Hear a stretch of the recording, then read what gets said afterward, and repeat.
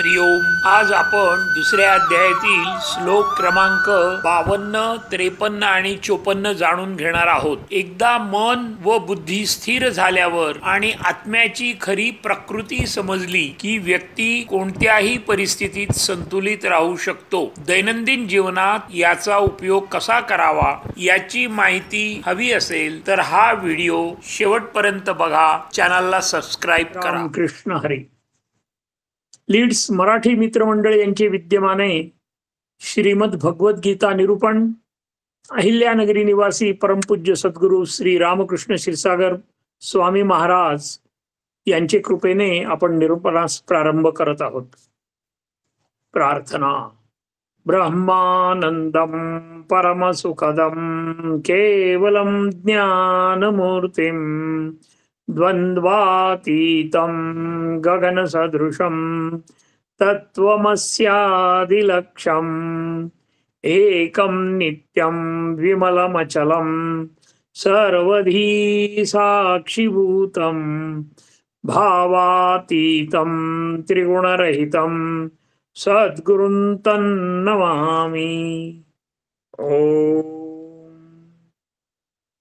गुरुर्ब्रह्मा गुरुर्विष्णू गुरुर्देवो महेश्वरः गुरुर्साक्षात् परब्रह्म तस्मै श्री गुरवे नमः. गुरवे नमः. गुरवे नमः. वसुदेवसुतं देवं कंसचाणूरमर्दनम् देवकी परमानन्दं कृष्णं वन्दे जगद्गुरुं. श्रीकृष्णं वन्दे जगद्गुरुं. थोडं भजन करूया. श्रीकृष्ण गोविंद हरे मुरारे हे नाथ नारायण वासुदेव. श्रीकृष्ण गोविंद हरे मुरारे हे नाथ नारायण वासुदेव. श्रीकृष्ण गोविंद हरे मुरारे हे नाथ नारायण वासुदेव.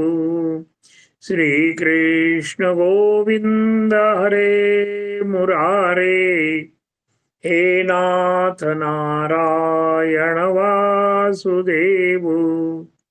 श्रीकृष्ण गोविंद हरे मुरारे हे नाथ नारायण वासुदेव.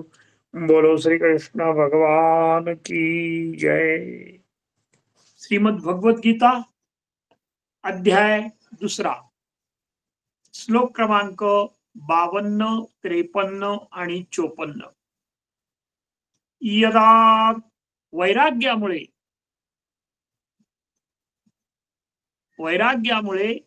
बुद्धी शुद्ध, स्वच्छ व निश्चल झाल्यावर परमप्राप्ती होते याचे कथन. आपल्याला परमात्म्याची प्राप्ती करून घ्यायची आहे. त्यासाठी आपल्यामध्ये काय काय बदल केला पाहिजे, आपल्या मनामध्ये काय बदल केला पाहिजे, आपल्या विचारात काय बदल केला पाहिजे की जेणेकरून आपल्याला परमात्म प्राप्ती होईल याचं कथन आता सुरू झालेलं आहे. यदा ते मोह कलिलम बुद्धिर्व्यतितरिष्यति तदा गतांसि निर्वेदम श्रोतव्यस्य श्रुतस्य च. पुन्हा एकदा. यदा ते मोह कलिलम बुद्धिर्व्यतिरतिष्यति तदा गतांसि निर्वेदम श्रोतव्यस्य श्रुतस्य च. अर्जुना, जेव्हा तुझी बुद्धी मोहरूपी घनदाट अरण्याला किंवा दलदलीला पूर्णपणे ओलांडेल, पार करेल, तेव्हा तू भूतकाळात ऐकलेल्या व भविष्यकाळातील पुढे ऐकण्याच्या गोष्टीविषयी विरक्ती प्राप्त करशील. थोडक्यात बुद्धीत असलेल्या मोहाचा नाश झाला की वैराग्य विरक्ती आपोआप प्राप्त होते. वैराग्य विरक्ती कशी मिळवावी यासाठी हा जो मोह आहे तो मोह बाजूला टाकायचा आहे आणि भूतकाळ आणि भविष्यकाळ याचा काहीही विचार करायचा नाही की बरोबर आपल्याला वैराग्य किंवा विरक्ती प्राप्त होते. काही मिनिटापूर्वी काही मिनिटासाठी आपण हा अनुभव निश्चित घेऊ शकता आणि मग हळूहळू तो कायमस्वरूपी आपल्या हृदयामध्ये ठसलेला राहील. मागील आठवड्यात आपण पाहिले की समत्व बुद्धीने कर्म करायचे. ते कसं? तर मन आणि बुद्धी यांचा सहभाग बरोबरीचा. म्हणजे 50% मन 50% बुद्धी यांचा समान वापर करत एकाग्रतेने कर्म करावे. आता आपण गीतेचा अभ्यास करतो आहोत. माझी आपल्या श्रोत्यांना सर्व नम्रतेची विनंती आहे की आपलं मन सुद्धा 50% आणि बुद्धी सुद्धा 50% या ठिकाणी पूर्णपणे कार्यरत ठेवली की आपल्याला गीतार्थ अत्यंत उत्कृष्ट असा समजेल यात शंका नाही. विद्यार्थ्याचे उदाहरण देऊन बुद्धिमान विद्यार्थी मन लावून अभ्यास करील तरच त्याची प्रगती होईल. नुसते मन लावून अभ्यास केला पण बुद्धिमत्तेचा अभाव असेल तर त्यालाही योग्य प्रकारे यश मिळणार नाही.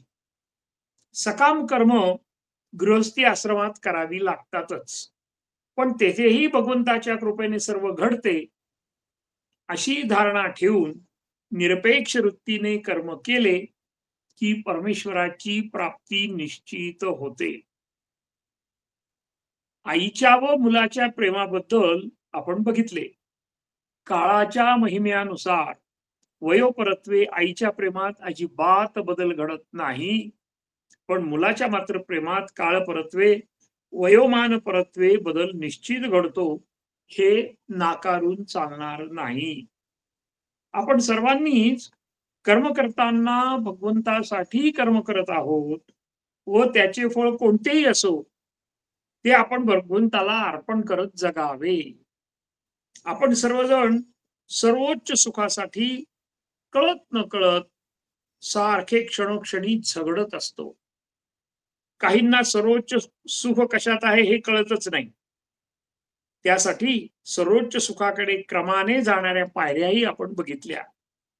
मनुष्य आनंद, गंधर्व आनंद, गंधर्व मनुष्य आनंद, देव गंधर्व आनंद, पितरांचा आनंद, अजानन देवाचा आनंद, कर्मदेवाचा आनंद, देवाचा आनंद, इंद्राचा आनंद, बृहस्पती प्रजापती, ब्रह्मदेव आणि सर्वात शेवटचा आनंद म्हणजे ब्रह्मानंद.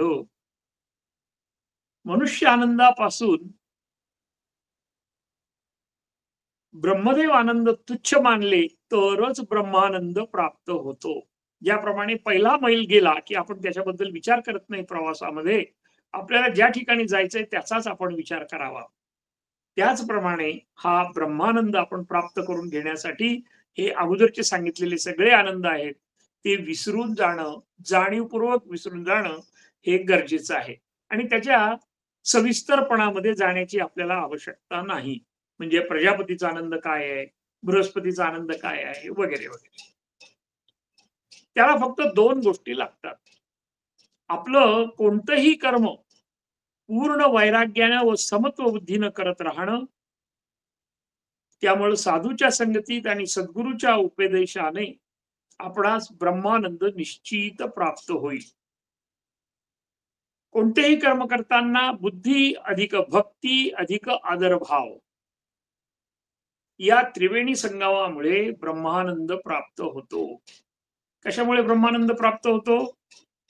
कुठलंही कर्म असो ते, तर आपली बुद्धी लावली पाहिजे, आपली भक्ती असली पाहिजे आणि त्या कामाबद्दल आपल्या मनामध्ये आदरभाव असला पाहिजे की आपल्याला त्या कामामध्ये ब्रह्मानंद मिळतोच. मोहग्रस्त माणसाला फळाची इच्छा धरून कर्म करणाऱ्याला आत्मज्ञान व आत्मसुख कधीही प्राप्त होत नाही.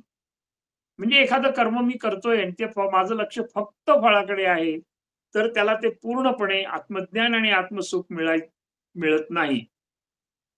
कर्मच करायचे नाही हे सुद्धा अत्यंत वाईट.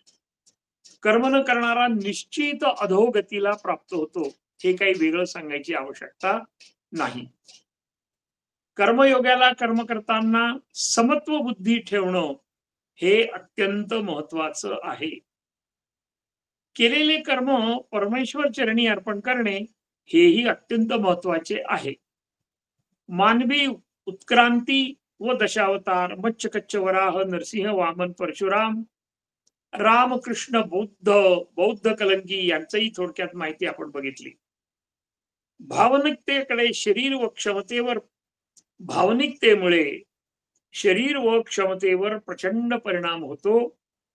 त्याचाही सूक्ष्म अभ्यास करणं गरजेचं आहे. आपण कुठलंही कर्म करताना जर समोरच्या माणसावर रागवलो की जो जे कर्म करत आहे तो, तर त्याची त्या काम करण्याची क्षमता निश्चितपणे कमी होते, यात शंका नाही. आता आपण बघणार आहोत मोह. सावधान. आता आपण मोह या शब्दाबद्दल थोडी माहिती घेणार आहोत.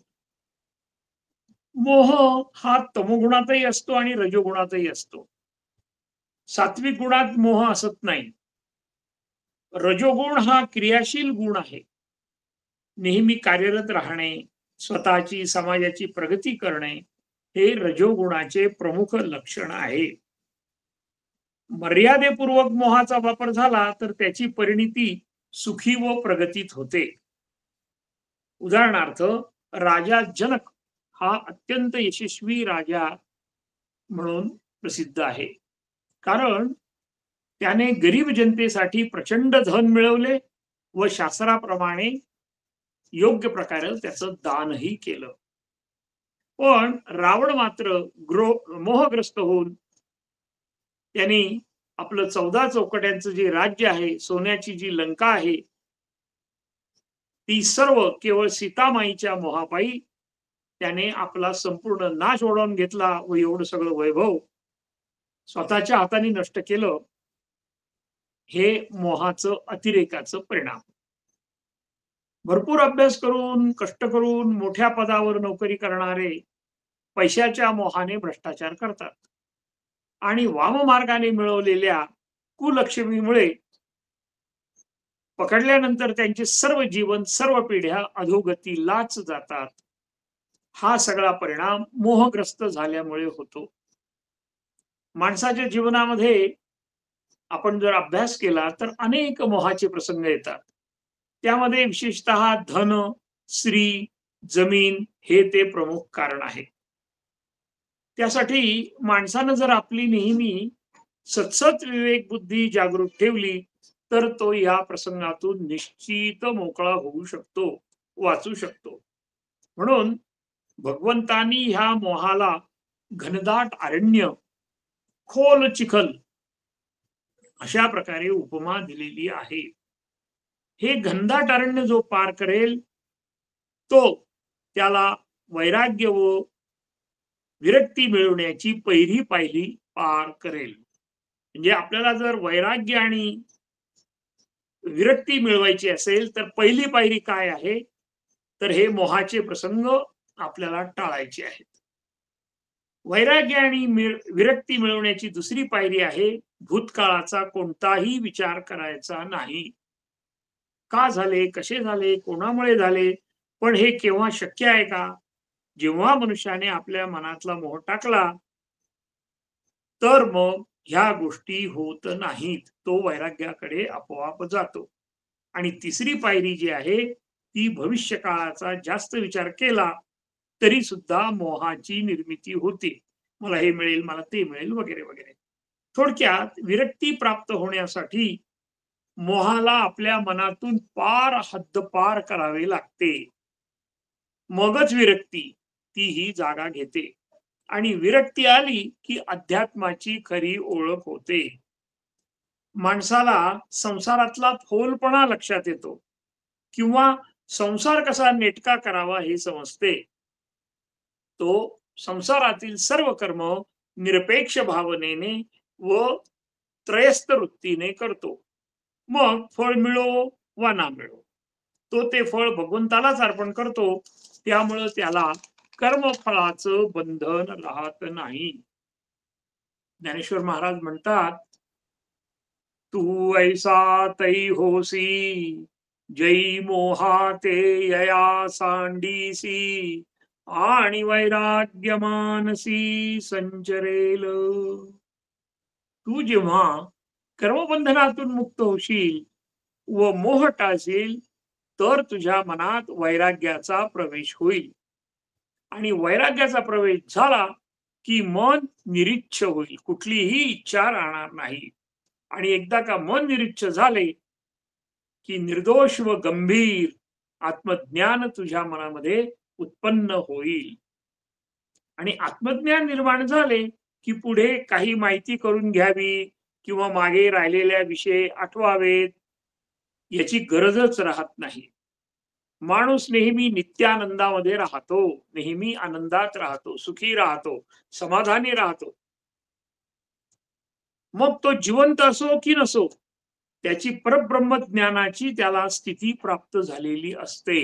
आणि याचं उदाहरण कोण आहे? तर ज्ञानेश्वर माऊली आहेत. फलत्याग व समत्व बुद्धी या दोन गोष्टीसाठी वैराग्य आवश्यक आहे. समत्व बुद्धी आपण मागे बघितलं, आणि फलत्यागही आपल्याला माहिती आहे. आपली बुद्धी कोणतेही कर्म करत असताना या कर्माच्या फळापासून, लाभ हानीपासून, सुख उपभोगाच्या जाळ्यातून वेगळे होण्यासाठी, अलिप्त होण्यासाठी मनाची तयारी करणं अत्यंत आवश्यक आहे. बुद्धियोग सांगतो, सुख हे बाहेरील विषयात नसून आपल्या अंतरात्म्यातच विद्यमान आहे. आपण त्याचा अनुभव घेऊ शकतो. म्हणजे समत्व बुद्धी प्राप्त होते आणि नेहमीच कर्मफल त्यागाने ज्येष्ठ असे मोक्षपद सुद्धा आपणास प्राप्त होते. सावधान, आपल्याला मनुष्यदेह मिळाला आहे. आपले नियत कर्म आपणास कधीही सोडता येणारे नाही. मग आपण कोणत्याही आश्रमात असा, कोणते कर्म करावे हेही ठरलेले आहे.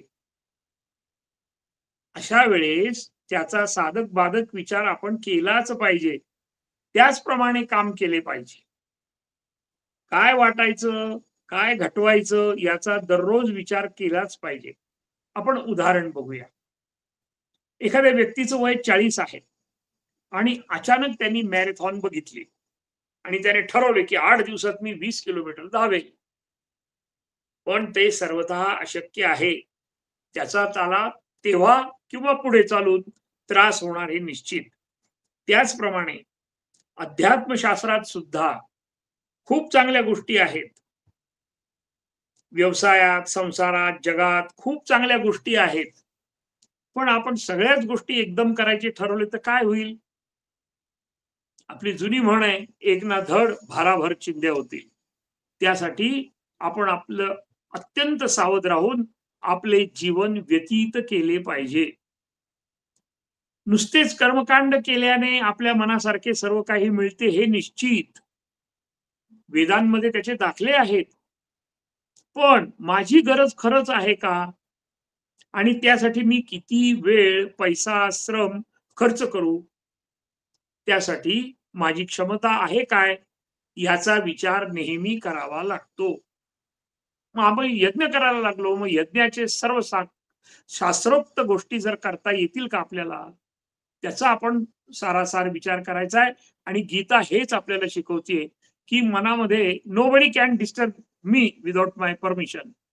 त्यामुळे मी फक्त एकमेव भगवंताला, भगवान श्रीकृष्णाला माझा मानून त्याचं कीर्तन, प्रवचन, मनन, चिंतन जर करायला लागलो तर योग्य वयात गृहस्थाश्रमामध्ये मी यज्ञ करणं योग्य आहे. परंतु वयोमानानुसार आणि माझी क्षमतेनुसार मी तो केला नाही तरी नाराज मी होण्याचं कारण नाही, उदास होण्याचं मी कारण नाही. मग विवेकपूर्ण वागणं पाहिजे. आणि विवेकपूर्ण वागण्यासाठी काय पाहिजे? सतर्कता पाहिजे, अवेअरनेस पाहिजे. त्यासाठी काही नियम आपण बघणार आहोत. पण हे सर्व नियम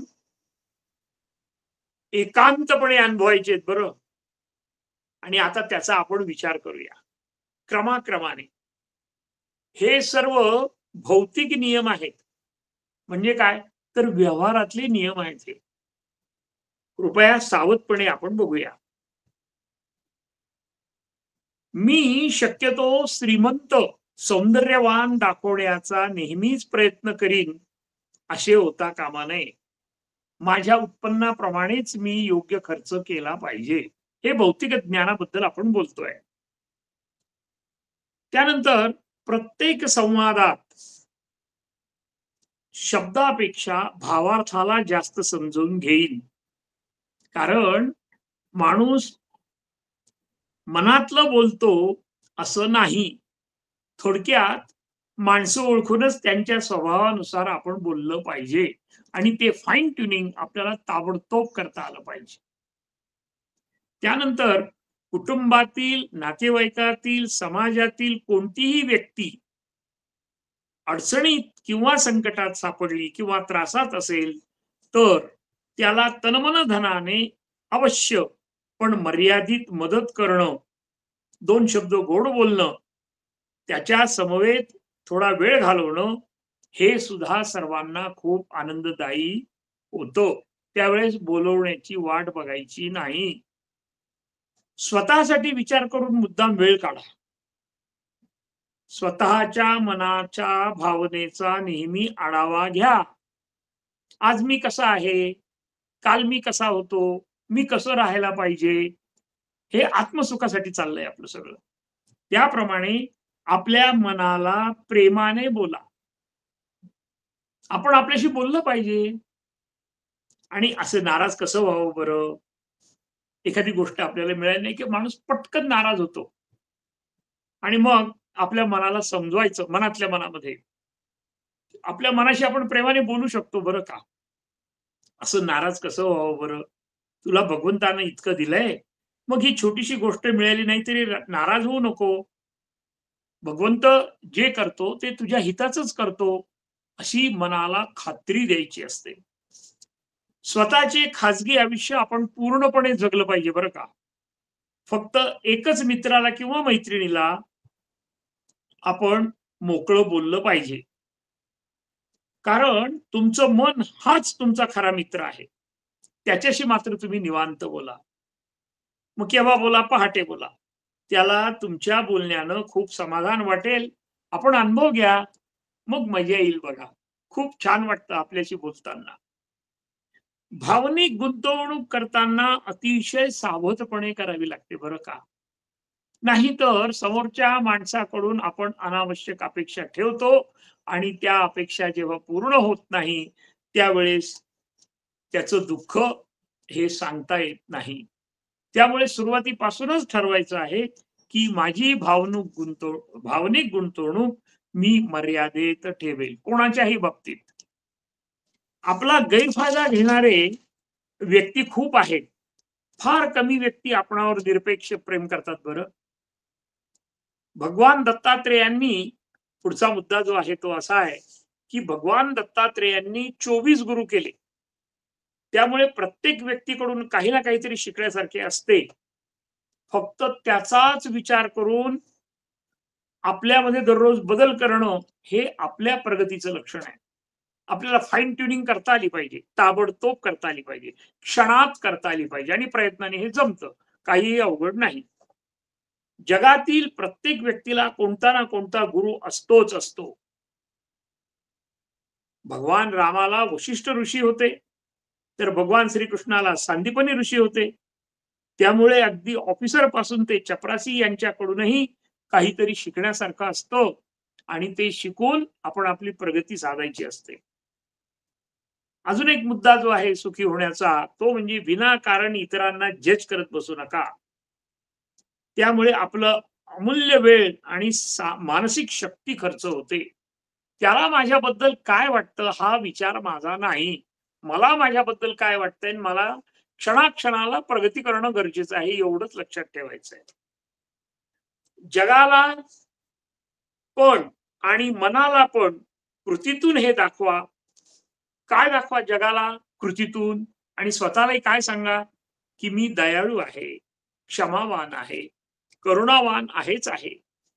पण प्रसंगी धाडसी, साहसी व कर्तव्य कठोर आहे हे न बोलता फक्त कृतीतून दाखवा. आपल्याला कृती केली की मग ह्या सगळ्या गोष्टी आपोआप होतात. हे काही असं तोंडाने बोलायची गरज पडत नाही. अजून एक सगळ्यात महत्वाचं परवा प्रवचनामध्ये महाराजांनी सांगितलं, की नेहमी 90 ते 95% खरं बोला. 100% खरं बोलणं शक्य नाही. तर आपल्या वाणीमध्ये अशी शक्ती येते आणि त्यानुसार आपण बोललेलं खरंच होतं. व्यवहारिक जगात अगदी 100% खरं बोलणं शक्य नाही. हे कदापिही विसरायचं नाही. पण 90 ते 95% मी खरंच बोलणार. त्यानंतर स्वतःला वयोमानानुसार शारीरिक, मानसिक, आर्थिक बलशाली होण्याचा नेहमी प्रयत्न करूया. त्यासाठी विविध प्रशिक्षण, ट्रेनिंग या संदर्भातील माहिती आपल्याकडे आहे, भरपूर आहे. पुस्तकं आहेत, नेट आहे.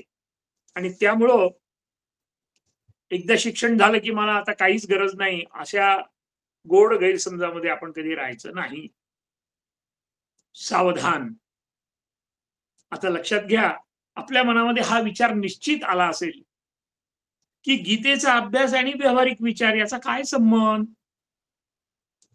पण माझे आदरणीय श्रोतेजन हो, आपण यशस्वी आहातच. पण गीतेच्या माध्यमातून भगवंतांनीच मला वरील गोष्टीचा अभ्यास करून आपणासमोर बोलण्याचा आदेश दिला आहे, असं म्हटलं तर वावगं ठरणार नाही. कारण भगवद्गीतेत सर्व धर्माचे सार असून गीतेमध्ये असा कोणताही विषय नाही की जो आपल्या जीवनात नाही. तात्पर्य, आपल्या जीवनामध्ये सर्व विषय आहेत ते गीतेत आहेत.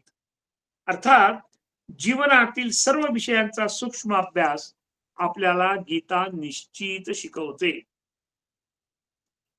म्हणून संपूर्ण जगामध्ये अजूनही आणि इथून पुढेही गीतेचा अभ्यास हा नियमित केला जातो. काही देशामध्ये गीता अभ्यासक्रमातही घेतलेली आहे.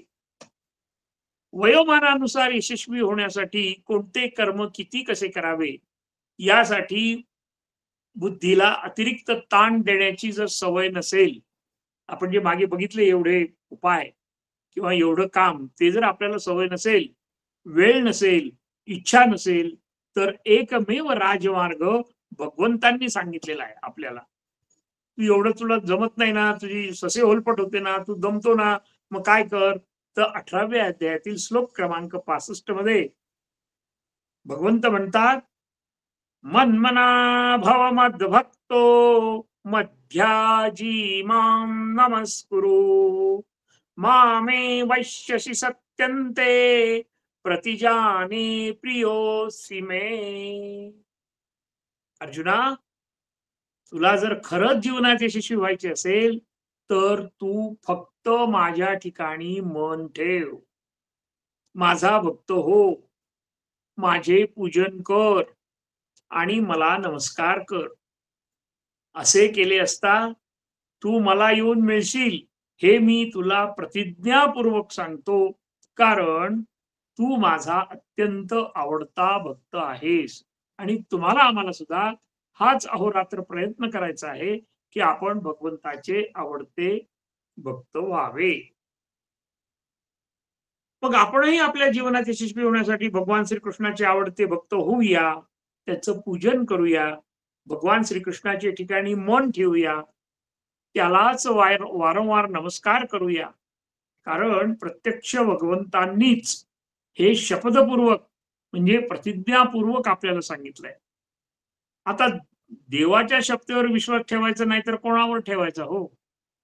म्हणून या अस्थिर संसारात यशस्वी होण्यासाठी आजपासून आपण सर्व दिवसाच्या एकूण 86,400 सेकंदापैकी फक्त 1200 सेकंद भगवंताच्या नामस्मरणामध्ये व्यतीत करूया, घालवूया. 1200 सेकंद म्हणजे 20 मिनिटे, तेही दिवसाच्या 1440 मिनिटापैकी.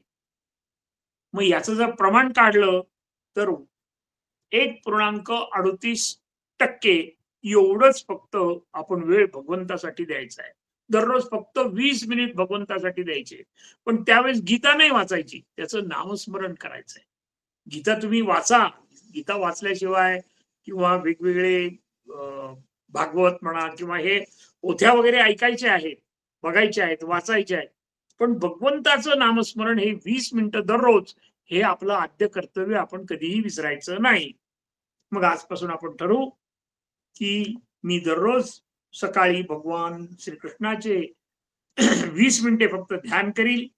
मग त्यामध्ये चरित्र आहे, मूर्ती आहे, फोटो आहे, मनात आठवील आणि त्याची मानस पूजा करील. काहीही सामुग्री, वेळ, श्रम उपलब्ध नसताना किंवा कमी असताना, सामुग्री कमी असताना अतिशय अचूक अशी मानस पूजा करता येते.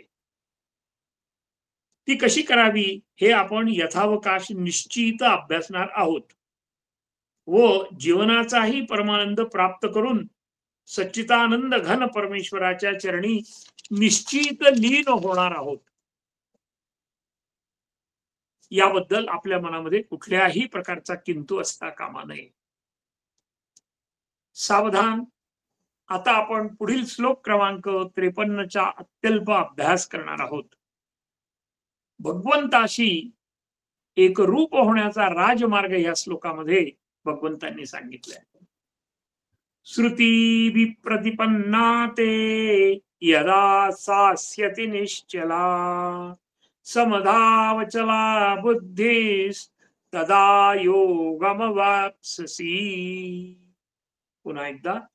श्रुती विप्रतिपन्ना ते यदा ध्यास्यति निश्चला समाधावचला बुद्धिस तदा योगमवाप्स्यसि.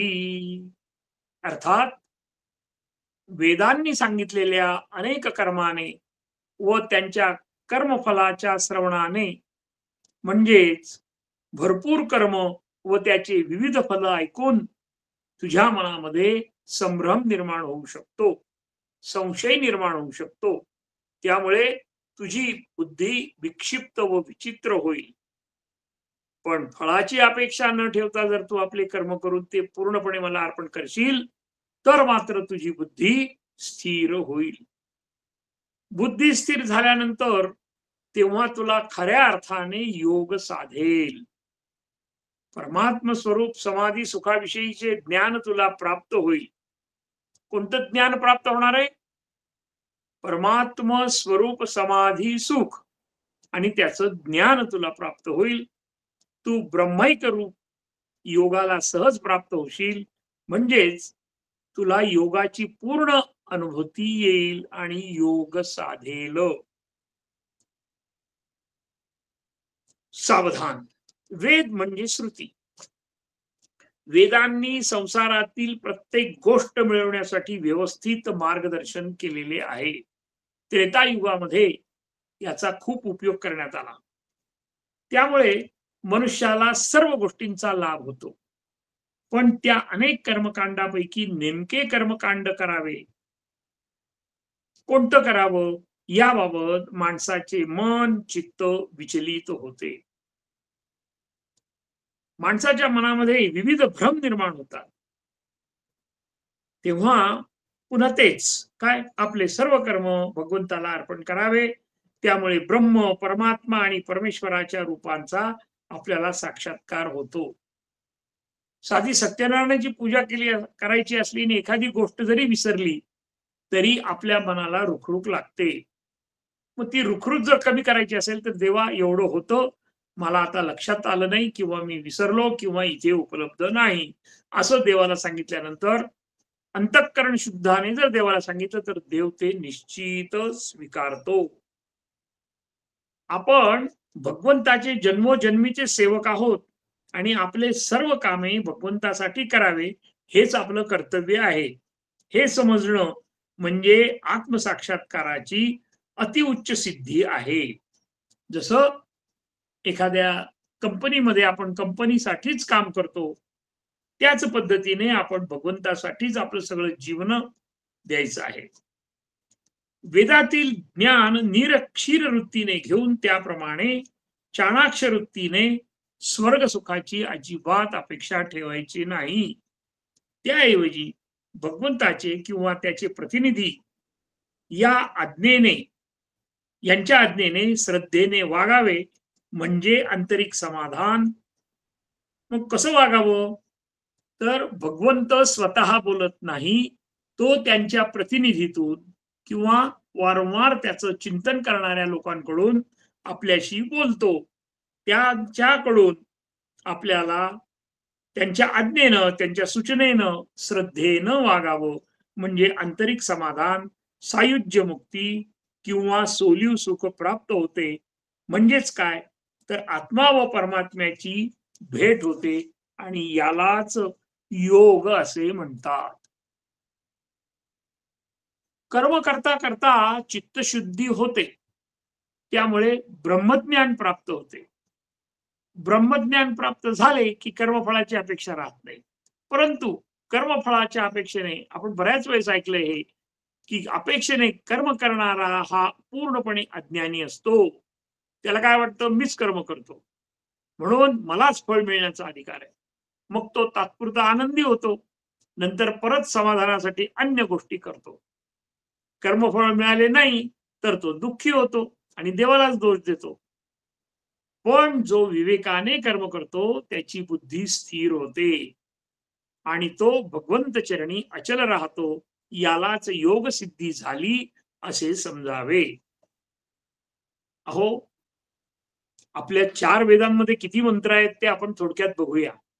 ऋग्वेदामध्ये आहेत 10,000 मंत्र, यजुर्वेदामध्ये आहेत 3,750 मंत्र, सामवेदात आहे 1975 मंत्र आणि अथर्व वेदामध्ये आहे 7,260 मंत्र. या सर्व मंत्रांची बेरीज केली तर ती येते 22,985 मंत्र. आता मंत्र बघायचे, वाचायचे, ते उपलब्ध व्हायचे, त्याच्यातला अर्थ समजायचा, हे आपल्या पूर्वजांना चांगली कल्पना होती. म्हणून त्यांनी काय केलं, तर वेदांचे ज्ञान होणे म्हणजे काय, तर 4 वेदांचे सार 4 वाक्यामध्ये सांगितलेले आहेत. ते आपण आता बघूया. पहिलं काय सांगितलं वेदांनी, प्रज्ञानम ब्रह्म. याचा अर्थ चैतन्य हेच ब्रह्म आहे, ज्ञान हेच ब्रह्म आहे. तुम्ही आम्ही आता ब्रह्माच्याच माहितीसाठी बोलत आहोत, ऐकत आहोत. अहम ब्रह्मास्मी, इकडे तिकडे कुठे जाण्याची गरज नाही, मीच ब्रह्म आहे, मीच परमात्म्याचा अंश आहे. तिसरं वेदांनी सांगितलं तत्व तत्वम असी. याचा अर्थ तू जे शोधत आहेस ते मीच आहे, तू तेच आहे. तात्पर्य काय, तू तेच आहे याचा अर्थ तत्वम असी. आणि चौथं महावाक्य जे सांगितलं आहे वेदांनी, हा वेदाचा सार आहे बरं का. अयम आत्मा ब्रह्म, हा आत्माच ब्रह्म आहे, म्हणजे तुम्ही आम्ही सगळेजण ब्रह्म आहोत. याबद्दल बोलायचं ठरलं तर व्यासांनी आपलं सगळं आयुष्य घालवलं. आपण एक गोष्ट फक्त प्रातिनिधिक स्वरूपामध्ये बघणार आहोत. तत्वमसी या ब्रह्मवाक्याची आपण एक गोष्ट पाहणार आहोत. उदालक नावाची ऋषी एक होते, त्यांना श्वेतकेतू नावाचा मुलगा होता.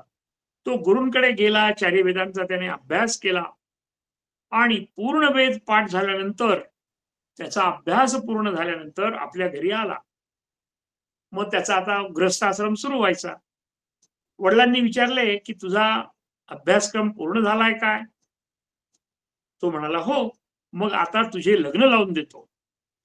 पण तो म्हणाला, पिताश्री, अगोदर मी जनक राजाच्या सभेत जाऊन विद्वान ब्राह्मणांना वादविवादामध्ये हरवतो, त्यांचा पराजय करतो, मगच तुम्ही माझे लग्न लावून द्या. शब्द वेगळे आहेत, मनामध्ये काय आहे हे आपण जाणता. हे ऐकताच त्याच्या वडिलांना म्हणजे उदालक ऋषींच्या लक्षात आले की आपल्या मुलाला वेदांचा गर्भित अर्थ समजलाच नाही, तो फक्त तांत्रिक आणि भौतिक अर्थ जाणतो. त्याला आपल्या ज्ञानाचा गर्व झाला आहे. आपल्या सर्वांच्या नाशाचं कारण फक्त अहंकार, जो आपल्याला देवाने नाही दिला, तो आपणच निर्माण केला. म्हणून त्यांनी त्याला घनदाट अरण्यात नेले. त्याला दाखवले अनेक फुलांच्या मधून मधमाशा मध गोळा करतात, पण शेवटी एकाच पोळ्यात आणून साठवतात. अनेक ठिकाणावरून नद्या वाहतात, पण शेवटी मात्र त्या समुद्रालाच मिळतात. मातीच्या भांड्याचे अनेक आकार असतात, पण माती मात्र एकच असते. हे सर्व झाले दृष्टांत. आता याचा सिद्धांत काय आहे ते आपण बघूया. सिद्धांत असा की आपण सर्व जीव एकाच भगवंताची मुले आहोत. कोणातही कोणताही भेद नाही. आत्मा व परमात्मा एकच आहे. त्यामुळे कोणताही भेदभाव करू नये. प्रत्येकाला आदराने व प्रेमाने वागवावे, कारण सर्वच प्रभूंचे रूप आहे. त्यामुळे जनक राजाच्या दरबारातील विद्वान व तू एकच आहे. त्यांना हरवून तू आपला अहंकार जपू नकोस. अहंकाराचा जाणीवपूर्वक नाश कर.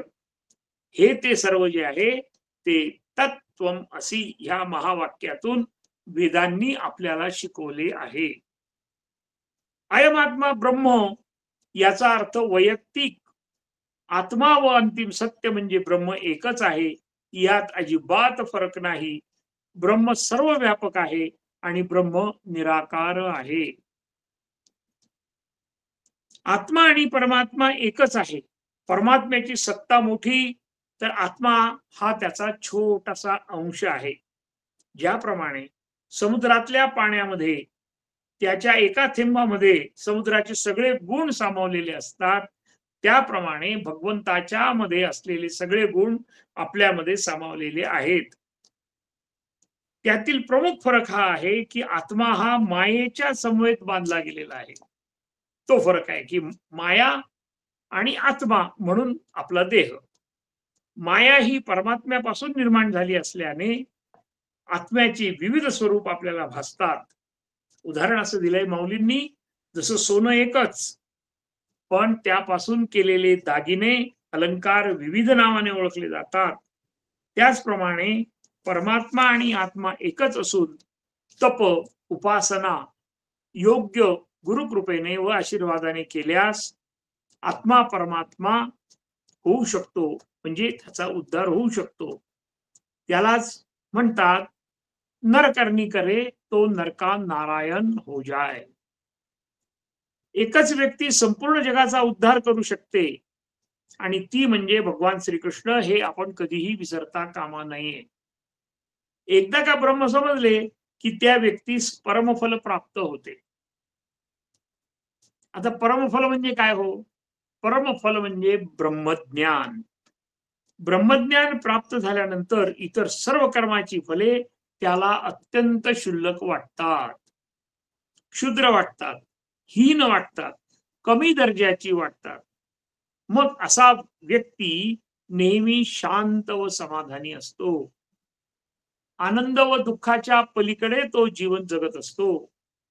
जसे अंतराळात यानांना जाण्यासाठी पृथ्वीच्या बाहेर पडण्यासाठी अत्यंत प्रचंड ऊर्जा लागते, पण पृथ्वीच्या कक्षेबाहेर जेव्हा जातात त्यावेळेस त्यांना अत्यंत कमी आणि नगण्य ऊर्जा लागते. त्याचप्रमाणे ब्रह्मज्ञानी माणूस कृतकृत्य होतो, शांती प्राप्त करून घेतो. त्याला अत्यंत कमी ऊर्जा लागते, परंतु फलश्रुती मात्र पूर्ण असते आणि त्यालाच स्थितप्रज्ञ असे म्हणतात. आता स्थितप्रज्ञ माणसाची बुद्धी स्थिर असते. तो समबुद्धित्वाला व योग्य स्थितीला प्राप्त होतो. भगवंतांनी सांगितलेल्या व ह्या उपदेशाने अर्जुनाला खूप समाधान वाटले. त्याची ज्ञानाची उत्सुकताही वाटली. मग असा स्थितप्रज्ञ स्थिर मनाचा कृतकृत्य महापुरुषाचे लक्षण काय आहे? तो कसा बसतो, तो कसा असतो, तो कसा राहतो, हे जाणून घेण्याच्या उद्देशाने अर्जुन भगवंतांना पुढील श्लोकामध्ये प्रश्न विचारतात. आपण पुढच्या श्लोकाकडे चाललो आहोत. अर्जुन उवाच स्थितप्रज्ञस्य का भाषा समाधिस्तस्य केशव स्थितदेह किं प्रभाषेत किमासीत व्रजेत किम. अर्जुन उवाच स्थितप्रज्ञस्य का भाषा समाधिस्थस्य केशव स्थितधिक किं प्रभाषेत किमासीत व्रजेत किम. अर्जुन विचारतो, हे केशवा, जो समाधी लावून परमात्म्याला प्राप्त झाला आहे अशा स्थिर बुद्धी पुरुषाची लक्षणं काय? तो स्थिर बुद्धी पुरुष कसा बोलतो, कसा बसतो, कसा चालतो? या ठिकाणी समाधी, स्थितप्रज्ञ, लक्षणं, बोलणं, बसणं, चालणं या शब्दापैकी समाधी आणि स्थितप्रज्ञ याचा सविस्तर आपण अभ्यास करणार आहोत. समाधी याचा सरळ अर्थ सर्व इंद्रियांना योग्य नियंत्रण ठेवून परब्रह्माचा आनंद लुटणारी व्यक्ती म्हणजे समाधीस्थ व्यक्ती. आणि हे सहज शक्य आहे आणि याच्यामध्ये काही संतांना हे साध्य झालेलं आहे. भारतीय संस्कृतीमध्ये अनेक सत्पुरुष होऊन गेले. स्वतःसाठी न जगता आपलं संपूर्ण आयुष्य समाजासाठी ते जगले. सर्व ज्ञानाचे करते भगवान श्री विष्णू, श्री शंकर, श्री ब्रह्मा आणि भगवान श्री शंकरांनी ही योग विद्या, समाधीबद्दल बोलतोय आपण, ती ही योग विद्या पार्वतीला कथन केलेली आहे. त्यानंतर शुकमुनींच्या मार्फत ती ऋषी पतंजली यांनी अभ्यासली आणि घिरंड संहिता सारखे अनेक ग्रंथामार्फत आपणापर्यंत ही योग विद्या आलेली आहे. समाधी अवस्था प्राप्त होण्यासाठी एकूण 8 पायऱ्या आहेत. याचा उल्लेख आपला मागे झालेला आहे. तरी सुद्धा पुन्हा एकदा आपण हे बघणार आहोत. आपण अगदी थोडक्यात त्याचा अभ्यास करणार आहोत. यम, नियम, आसन, प्राणायाम, प्रत्याहार, ध्यान, धारणा, समाधी हे वैयक्तिक स्वतःसाठीची आचारसंहिता. आता कसं कसं ही पायरी पुढे आहे की जेणेकरून आपल्याला समाधी अवस्थेमध्ये जाता येईल, आपल्या जीवनाचा उद्धार होईल.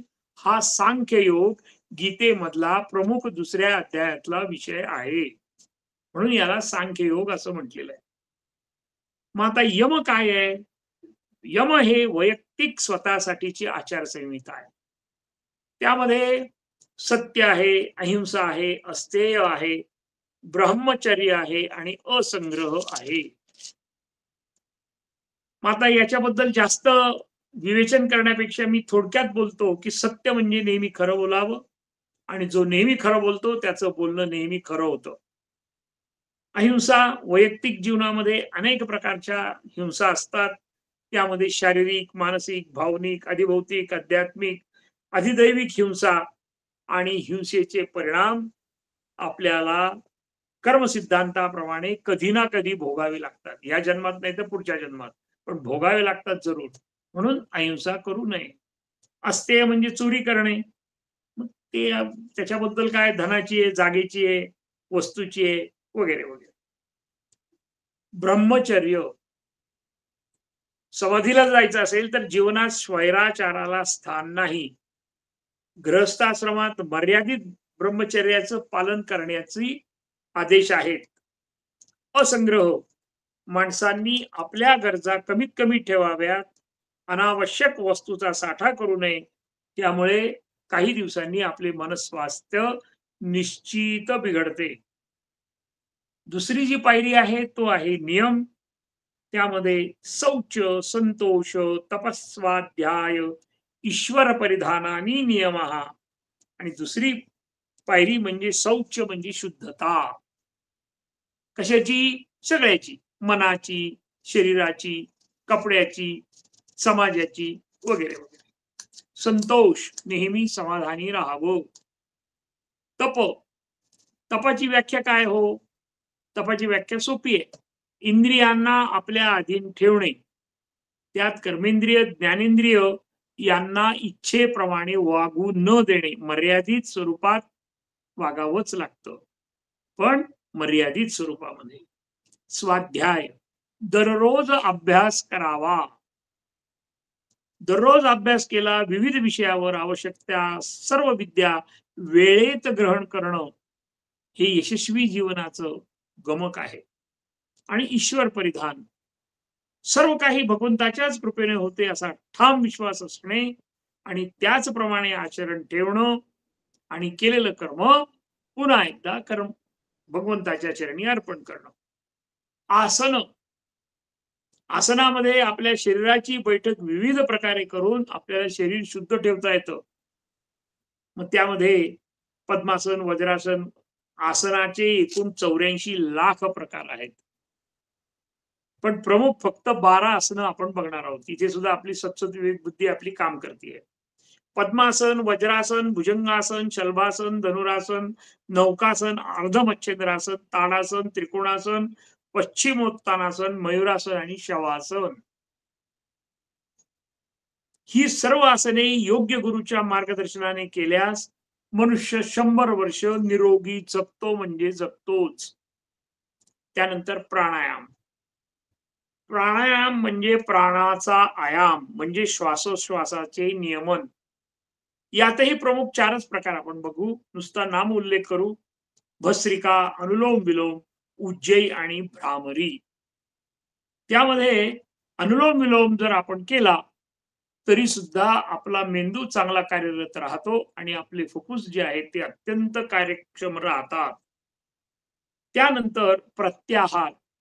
प्रत्याहार म्हणजे आपल्या सर्व ज्ञानेंद्रिय व कर्मेंद्रिय यांना त्यांच्या विषयापासून दूर नेणे. अत्यंत मर्यादित स्वरूपात उपयोग करून त्यांना अंतर्मुख करणे. याचा उपयोग एकाग्रता व ध्यान करण्यासाठी होतो. जसं आपण पेन खिशाला लावतो, काम झालं, सही केली की परत आपण जो खिशाला ठेवतो, तशाच प्रमाणे हे जे 10 इंद्रिय आहेत, या 10 इंद्रियांना अत्यंत मर्यादित स्वरूपात कामाला त्यांचा उपयोग करून घ्यायचा आणि परत त्यांना आपल्या हृदयाच्या पोकळीमध्ये मनाने ठेवून द्यायचं आहे. ध्यान, वरील सर्व पायऱ्यांचा यथाशक्ती यथाज्ञान उपयोग करून परमेश्वर चरणी अंतःकरण लावणे, त्याच्याच अनुसंधानात राहणे, याला ध्यान असं म्हणतात. चेतनाची जागृती ध्यानाने होते. तुम्ही आमच्या मनामध्ये, आपल्या शरीरामध्ये जे चैतन्य आहे, त्यामुळे त्याची चैतन्याची जागृती फक्त ध्यानामुळे होऊ शकते. मन आणि आत्म्याला शांती, समाधान व समतोलत्व प्राप्त होते ध्यानाने. आणि धारणा म्हणजे काय? मनाला फक्त मी आणि भगवंत यांच्याशीच जोडून ठेवणे, अन्य कोणालाही नाही, याला धारणा असं म्हणतात. हे तसं बोलायला सोपं आहे, परंतु प्रयत्न केला तर अवघड नाही. फक्त मी आणि भगवंत, बाकी कोणीही नाही. आणि सर्वात शेवटची पायरी म्हणजे समाधी. समाधीचा अर्थ म्हणजे मन आणि आत्मा एक होणे. यात मनुष्य आपल्या चैतन्याच्या सर्वोच्च पातळीला पोहोचलेला असतो. म्हणून संत महात्मे नेहमी तेजस्वी असतात. चैतन्याच्या सर्वोच्च पातळीला पोहोचलेला मनुष्याच्या मनातल्या सगळ्या इच्छा आपोआप पूर्ण होतात. त्याला त्याच्या अस्तित्वाची जाणीवच राहत नाही. या समाधीमध्ये मन, चित्त, अहंकार इत्यादी अंतःकरणाच्या वृत्तीमध्ये निरामय शांतता असते. समाधीतील मनुष्य परमानंद व शांतीच्या सर्वोच्च शिखरावर असतो. यानंतर स्थितप्रज्ञ या शब्दावर ज्याची बुद्धी स्थिर आहे असा तो महात्मा. आता पुढील श्लोकात स्थितप्रज्ञाची पूर्ण लक्षणे आपण जाणून घेणार आहोत. सावधान. केव्हा जाणून घेणार आहोत? तो पुढील श्लोकामध्ये. अर्जुनाने भगवंताच्या स्थितप्रज्ञाची लक्षणे विचारली. त्यात पुढील श्लोक 55-56 या श्लोकात स्थितप्रज्ञाची लक्षणं आहेत. 57 श्लोकामध्ये बोलतो कसा तो, त्याच्याबद्दलची माहिती आहे. 58 ते 63 या श्लोकामध्ये तो राहतो कसा, याची माहिती आहे. आणि 64 ते 72 या श्लोकामध्ये चालणे म्हणजे जीवन चालणे अशी विभागणी केलेली आहे. व्यावहारिक दृष्ट्या, भौतिक दृष्ट्या कोणाचीही पारख करताना आपण माणसांची लक्षणं पाहतो आणि त्या लक्षणांचा ज्यावेळेस आपण अभ्यास करतो तेव्हा उजळतं आपण बघूया की त्याचा चेहरा समाधानकारक आहे का, प्रसन्न आहे का, हे आपल्याला प्रश्न विचारायचे बरं का. एखाद्या माणसाला आपण बघितल्यानंतर तो उदास आहे का, चिडचिडा आहे का, भयग्रस्त आहे का, शंकाग्रस्त आहे का, आत्मविश्वासाची उणीव आहे का त्याला, इत्यादी लक्षणाने माणसाची पारख करता येते. आता बोलण्यावरून, पुढील व्यक्तीच्या बोलण्यावरून त्याचे पूर्ण संस्कार जाणकार मनुष्याला त्वरित समजतात.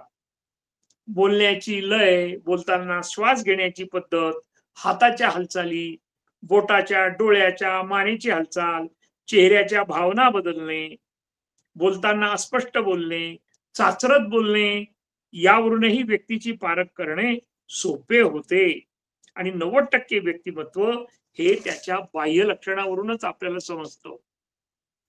हा अभ्यास करणं गरजेचं आहे आपल्याला. कपडे कसे आहेत, घट्ट की ढिले, मापात की रंगसंगती, भडक रंग, पांढरा रंग, लाल रंग, यावरूनही माणसाची पारख केली जाते बरं. अशा अनेक गोष्टी आहेत आणि त्यावरून या अभ्यास करून माणसाच्या स्वभावाचा सुद्धा अंदाज करता येतो काही प्रमाणात. आता चालीमध्ये चालतो कसा हा प्रश्न विचारल्यामुळे आपण हा विषय घेतला की तो चालतो कसा, तर व्यक्तीचे चालणं कसं आहे हे सुद्धा अभ्यासून मनाच्या स्वभावाचा अंदाज करता येतो. सरळ चाल, तिरपी चाल, पुढे झुकून चाल, ताठ मानेने चालणं, छाती काढून चालणं, दबकत दबकत चालणं, इत्यादी अनेक गोष्टीवर माणसाच्या स्वभावाचा, सवयीचा, दृष्टिकोनाचा अंदाज जाणकार व्यक्तींना सहज कळू शकतो.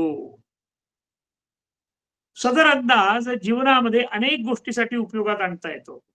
उदाहरणार्थ विशिष्ट मुलाखत, कार्यक्षमता पडताळणी, अगदी जोडीदाराची निवड, याही गोष्टीसाठी हा उपयोग आपल्याला निश्चित करता येतो.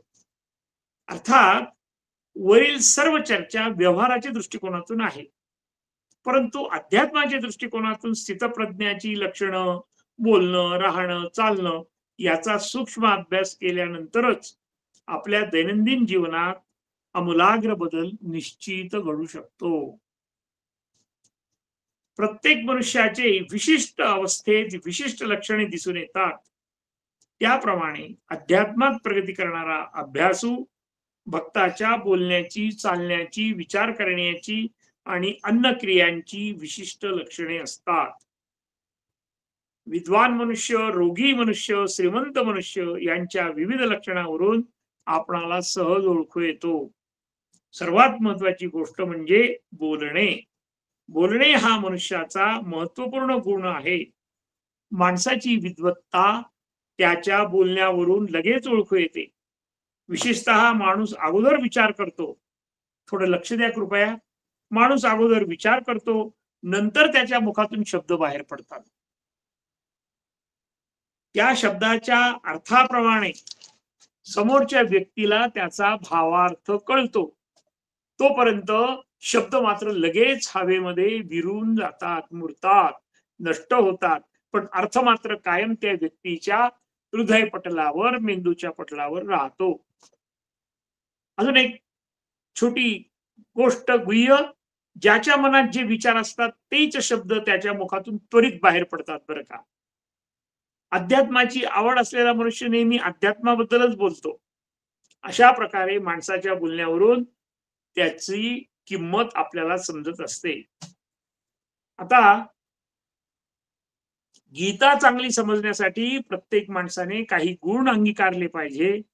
त्यामध्ये त्या माणसाचं मन शुद्ध आणि सात्विक असावं, त्याची बुद्धीही तल्लख असावी, त्याला सांगितलेल्या गोष्टी चटकन समजाव्यात आणि सगळ्यात महत्वाचं की त्यांनी कोणाची निंदा करता कामा नये. निंदा याचा अर्थ काय हो, तर इतरांचे दोष स्वतःला आनंद मिळवण्यासाठी समोरच्याच्या अनुपस्थितीत केलेले भाष्य याला निंदा असे म्हणतात. परत एकदा बघू आपण काय आहे की कोणतीही गोष्ट एखादी चांगली दुसऱ्या माणसाला त्याच्या मागे बोलायचं आणि त्याचं कारण काय की आपल्याला तो आनंद मिळवावा, इतरांचे दोष स्वतःला आनंद मिळवण्यासाठी समोरच्याच्या अनुपस्थितीत केलेले जे भाष्य आहे त्याला निंदा असं म्हणतात आणि ती आपण कधीही करायची नाही. आणि सर्वात शेवटचा मुद्दा जो आहे तो अनन्य भक्तिभाव, त्यामुळेच गीता आपल्या हृदयापर्यंत निश्चित पोहोचो ही भगवान श्रीकृष्णाच्या चरणी प्रार्थना. हरिओम तत्सत. तत्सत कृष्णार्पणमस्तु. इदन्न मम. ओम शांती शांती शांती. आता आपण प्रार्थना घेऊया. योगेशं सच्चिदानन्दं वासुदेवं व्रजप्रियं धर्मसंस्थापकं वीरं कृष्णं वन्दे जगद्गुरुं. श्रीकृष्णं वन्दे जगद्गुरुम्. ओम शांति शांति शांति. हरिओम. रामकृष्ण हरी.